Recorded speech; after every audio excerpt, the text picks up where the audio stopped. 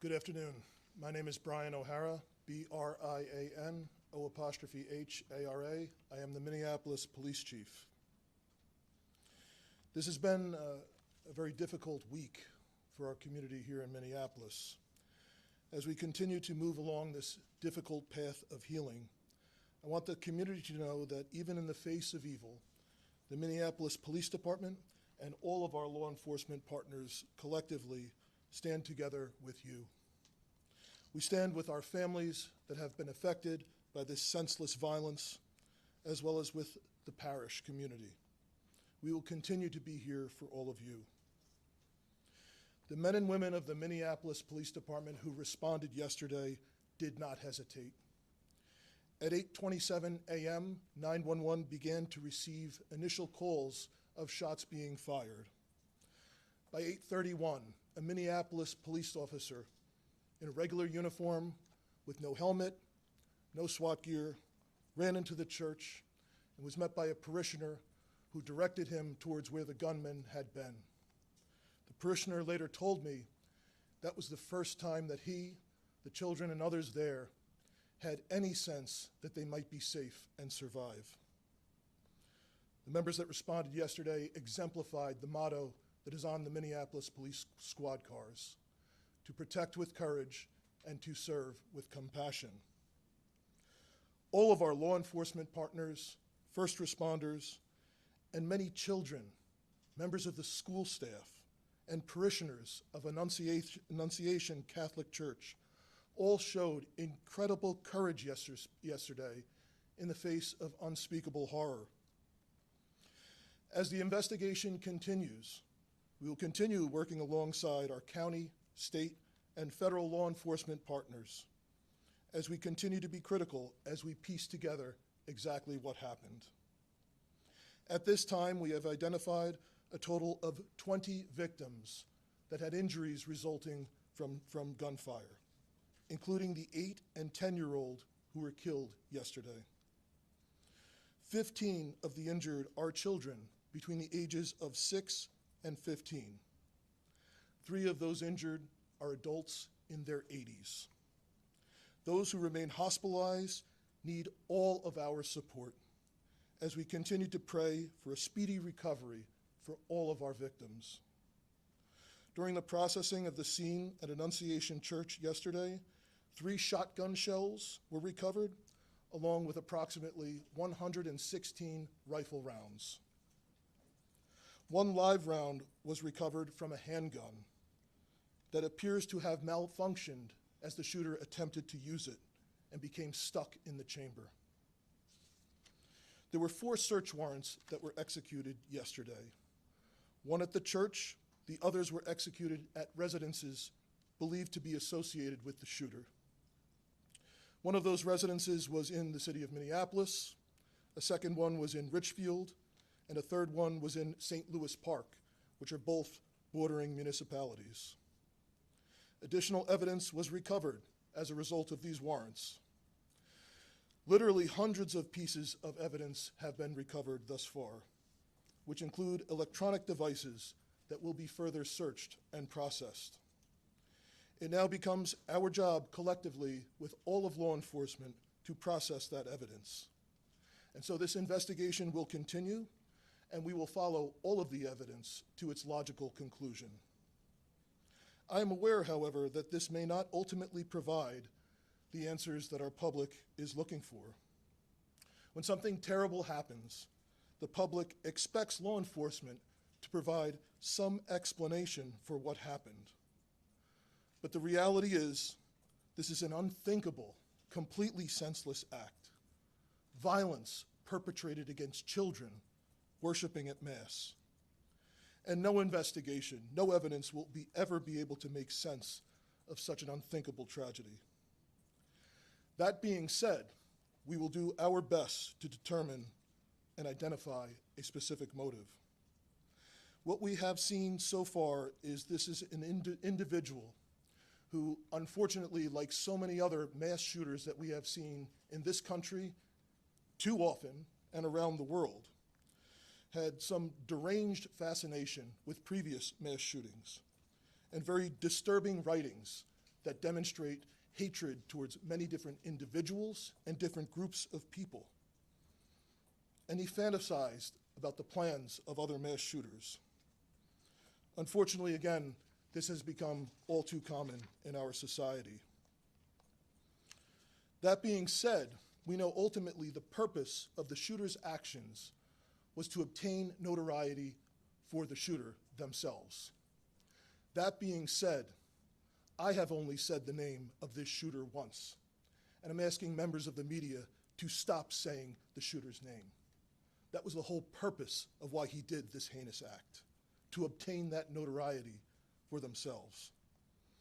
As schools in our city are beginning to start this week and next, we are working with all of our law enforcement partners, county sheriffs, state troopers, and surrounding municipalities that are helping the city of Minneapolis as we step up police presence both in and around schools and around all of our houses of worship in the city. Many of our law enforcement partners are also supplementing patrols, and we could not be more grateful. This has truly been a collective effort in partnership with our community. We also must say that we will be forever in debt to all of the doctors, nurses, and paramedics who responded, who are caring for these victims in this incident. I cannot tell you how incredibly grateful we are for all of the love and support that has been pouring in from all around the country, both for the first responders who initially responded, entered that church, and dealt with the unthinkable, and for all of the victims and families that have received that love and support as well. The Minneapolis Police Department and our community have a long road ahead of us to heal, and we need everyone to continuing to show their support after the cameras once again leave this city. I'd like to invite up the Acting United States Attorney for the District of Minnesota, Joe Thompson.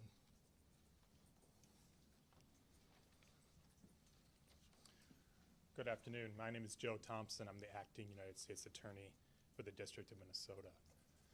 Yesterday, Minnesota was attacked.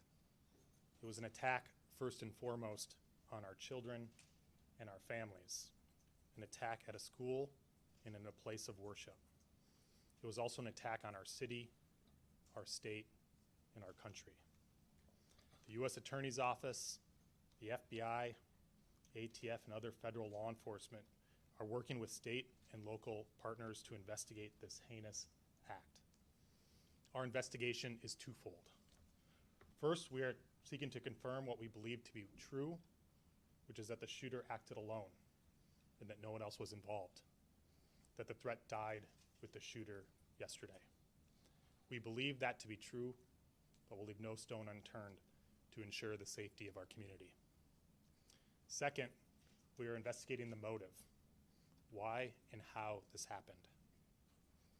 The shooter left behind hundreds of pages of writings that describe the shooter's plan, writings that describe the shooter's mental state, and more than anything, writings that describe the shooter's hate, pure, indiscriminate hate. The shooter expressed hate towards almost every group imaginable. The shooter expressed hate towards Black people. The shooter expressed hate towards Mexican people. The shooter expressed hate towards Christian people. The shooter expressed hate towards Jewish people. In short, the shooter appeared to hate all of us. The shooter's heart was full of hate. There appears to be only one group that the shooter didn't hate, one group of people who the shooter admired. The group were the school shooters and mass murderers that are notorious in this country. The shooter idolized some of the most notorious school shooters and mass murderers in our country's history. I won't name them, just like I won't name the shooter. They don't deserve to have their names remembered. As I said, the shooter left behind hundreds of pages of writings.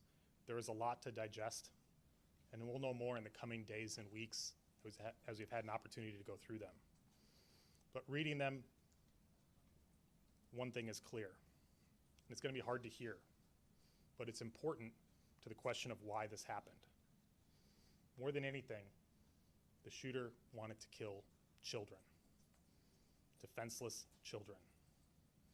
The shooter was obsessed with the idea of killing children. The shooter saw the attack as a way to target our most vulnerable among us while they were at their most vulnerable at school and at church. I won't dignify the shooter's words by repeating them. They are horrific and vile. But in short, the shooter wanted to watch children suffer. Yesterday was a tragedy for the city and our state. My heart goes out to the entire Annunciation community. Their loss is unimaginable. I want the state of Minnesota to know that when a tragedy like this occurs, we all stand together. Federal, state, and local law enforcement work together side by side. The FBI, the ATF, the BCA, Minneapolis Police Department, the Hennepin County Sheriff's Office, the Hennepin County Attorney's Office, including their victim advocates who have been working with the families yesterday and today. The list goes on. This has been a tough summer for Minnesota, but I take heart knowing that we all stand together in confronting this evil. Thank you. I'll turn it back to Chief O'Hara. We'll open it up for some questions and answer what we can.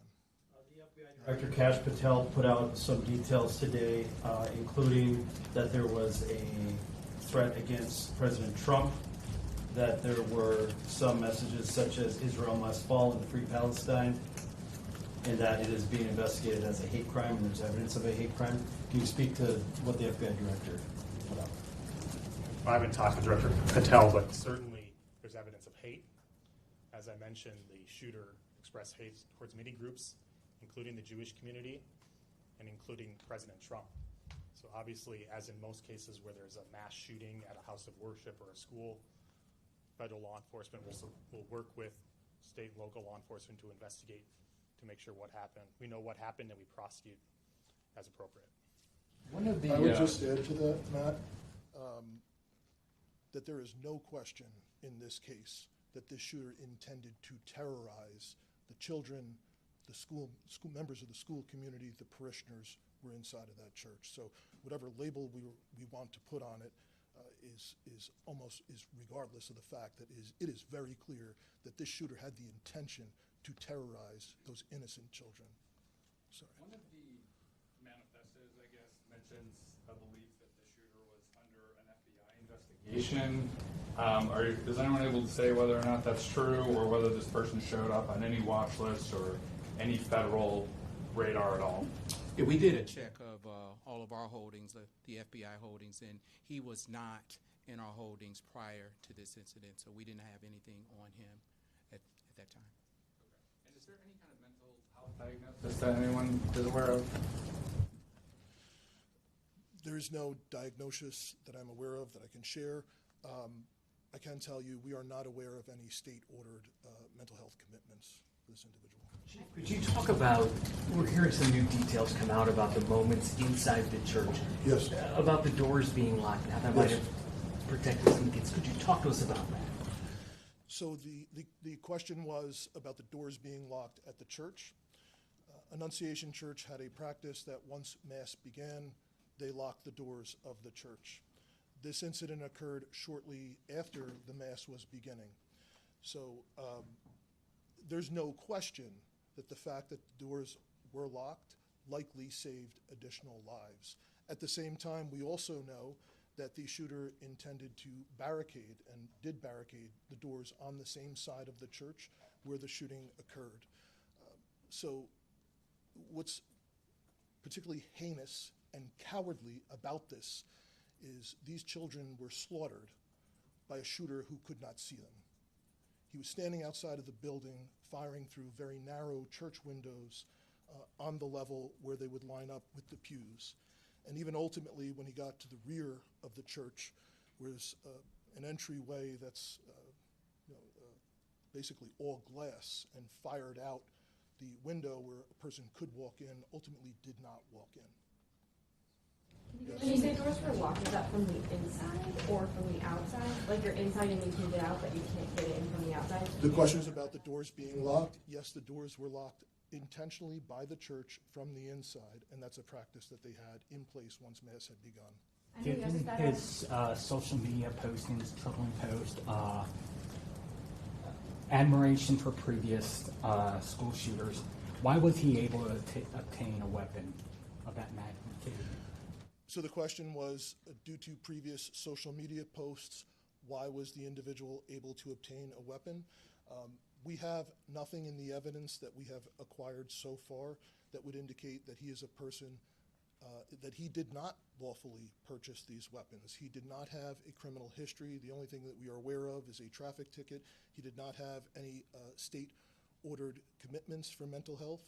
So of everything that we have seen so far, it did not rise to the level where he would have been a person prohibited from purchasing a firearm. Can you confirm if the shooter went to the church weeks prior, and if so, how long before the shooting happened? So Uba's question was if the shooter did go to the church weeks prior.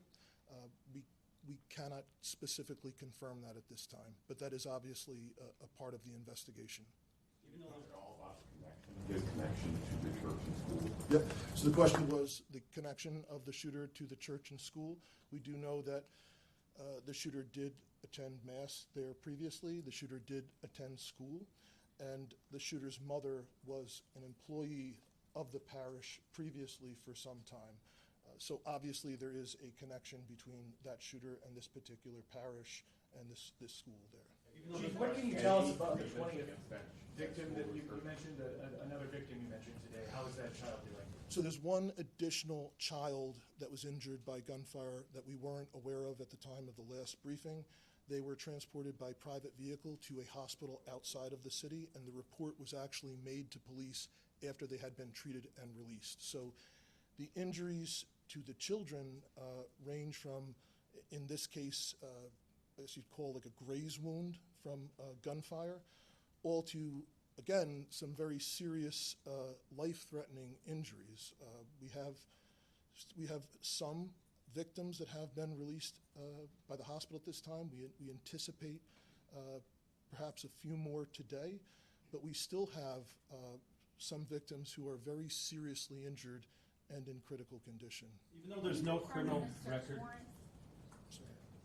even though there's no criminal record, have you been able to find any police contacts where there was odd behavior, maybe that didn't rise to the level of a crime, but in any jurisdiction that's come up?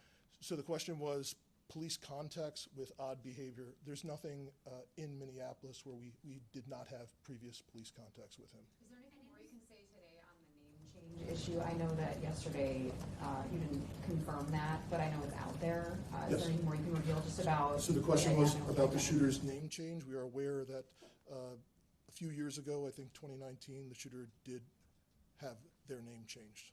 We can confirm that, yes. I know Luke kind of asked it, and the FBI spokesperson talked about it too. Had any law enforcement you found made contact with that shooter's family previously to what happened yesterday? I can try. For everybody, I'm Drew Evans, Superintendent of the Minnesota Bureau of Criminal Apprehension. It depends on specifically what you're asking. We're aware of some reports in the past. We are gathering those reports now. There will be additional information that we'll be able to share down the line.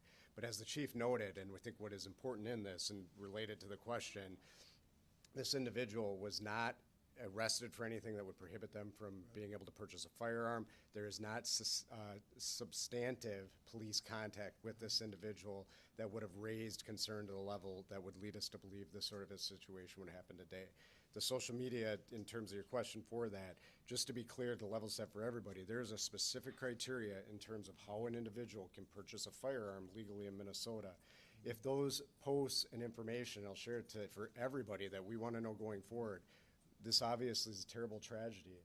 We need the help of the public and everybody else if there's concerning social media behavior by anybody, or that there's concern in their community that they are contacting their law enforcement so that we can adequately address that in the process. That did not happen in this case.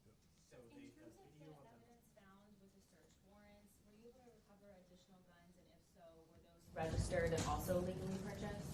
So the question was, in regard to the search warrant, were additional weapons recovered? The answer is no. Only the 3 weapons that were recovered at the scene, a .556 millimeter rifle, a shotgun, and a pistol, and all 3 were used during this incident. Chief, any history of gun training? Because the shooter seemed fairly accurate. We're not aware of, at this time, any history of gun training. In the evidence that you have recovered, has the shooter expressed any grievance against that particular church? So the question was any specific grievance against the church. We mentioned there is a connection to the parish, a connection to the school, but we have not identified a triggering event or a specific grievance against the church that you could point to say this is the reason for why this happened. Chief, I just want to clarify something you said. Did you say that the shooter attended Mass in the weeks before the shooting? I did not say that. So the question was, did the shooter attend Mass in the weeks before? We know that previously the shooter had attended that parish and had attended that school when they were younger. Is there anything, any evidence that this person was radicalized or part of some online groups or anything like that that would have inspired this behavior? Yeah. So the question was if the individual was radicalized, I guess, for a specific cause or a part of some online groups. And the answer is no, we have not found evidence of that.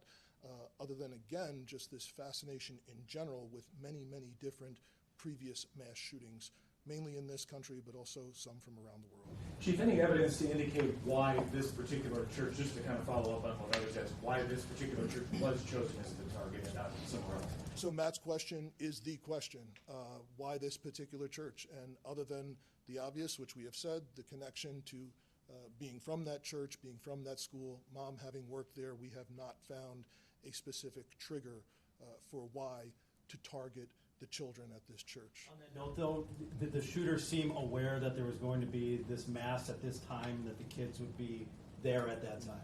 So other than the obvious that they showed up and shot. Yeah.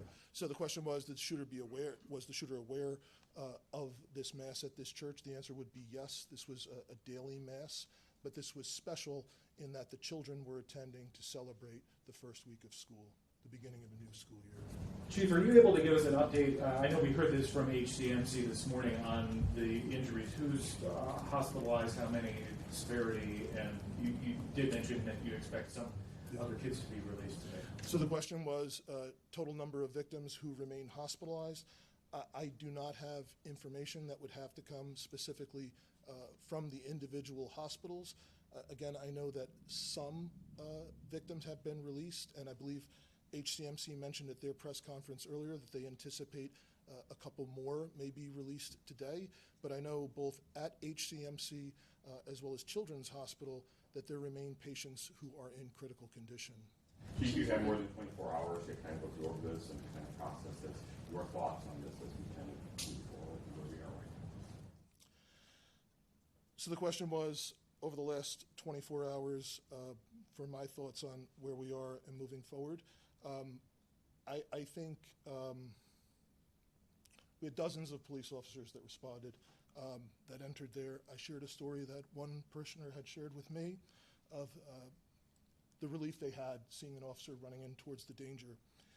And I know from dozens of officers who did respond that ran into the church and saw the unthinkable with all of these children so seriously injured, and other children that had blood on them, from not because they were injured, but because of blood that was shared from other kids. And just how confusing it was for the officers, because no one knew if there was specifically just one shooter, if there were perhaps improvised devices that were there to go off. So I think the officers, and that were then joined by state troopers and county sheriff's deputies and all of federal law enforcement officers and others that responded very, very quickly, and I just think did an incredible job at trying to ensure that the threat was eliminated, there were no additional threats, but also trying to triage as quickly as possible and get the injured to the hospital. And I think EMS, all the first responders, did an amazing job. And I think going forward, we're going to learn countless stories about many children and the heroic acts that children there did. as well as staff members and other parishioners. So I know this is, incredibly horrific and just an unthinkable situation, but despite all of that, I think there's going to be countless lessons of bravery from young children all the way up to elders in our community. All right, we'll take one more, perhaps from somebody who's not yet had a chance. Chief, have you Is that spoken? you? I think I am, but have you got one? Yeah, go ahead. Go ahead. Yeah, have you guys spoken with the shooter's parents, and have they said anything about past mental health history? And do you guys as law enforcement believe there might have been any red flags that might have been missed? So the question was, have we spoken to the shooter's parents, and if there were any red flags that may have been missed? I know there were dozens of interviews that have been conducted with relatives, friends, associates of the shooter, as well as people, obviously individuals, witnesses that were present at the scene yesterday. I know we have not been successful in talking to the shooter's mother yet at this time, but there continue to be efforts made to get that done. So you have talked to the father? I cannot confirm that. I don't know. There's been. You have. Okay. Did he live alone, or did he live with his father? Well, the question was, did he live alone or live with his father? There's 3 residences that are associated with this individual. I can't verify right now which residence he was staying at immediately prior to the shooting, but that's obviously something that will come out with the investigation as it continues. Just out of curiosity, what was your question? Oh, can you say how long the shooter attended the school for, like what grades? Yeah. So the question was, how long did the shooter attend? Okay. But I don't know the period of time exactly. Is there surveillance video available? Not that we want to see it, but that you can review to know like how long he was shooting and how he snuck up and stuff like that. So the question was, is there surveillance video? And the answer is yes, there's surveillance video at the church. That's how we know for sure he did not enter and did not fire at all from inside the church. And do you know how long the shooting took place? We will know that for sure. The question was, how long did the shooting take place? So the first call to 911 was... I just mean like the shots being fired for how many seconds or minutes? Yeah. Yes, we will be able to figure that out. We will be able to pinpoint that. Yes. Thanks so much for your time today. You're quite hot. Thank you, Chief. We have a lot more yet to get done today. So I appreciate, again, your partnership in helping us get these messages out. Thank you. In the interest of not sending shooters, do you have guidance